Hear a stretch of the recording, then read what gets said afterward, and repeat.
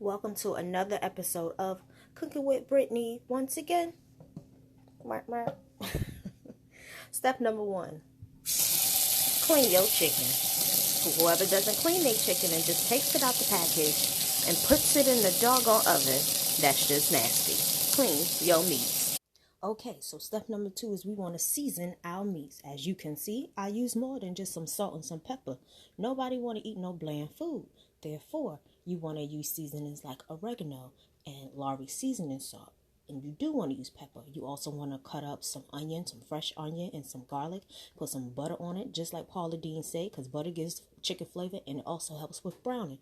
So, we want to also stuff the inside. I'm just violating this little chicken. But you want to stuff the inside and season the inside because you want the inside to taste just as good as the outside. Okay, we're going to put a little water in the pan and then we're going to cook it on 350 degrees.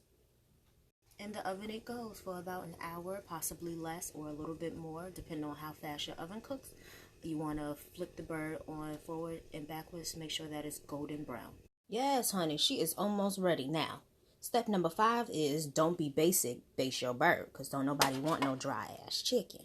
Don't nobody want no dry chicken. So what you want to do is you want to take the juices that the chicken made from the water and the seasoning, you want to put it on top, just like that. Base your bird, because we don't want to be basic. Don't be basic, base your bird.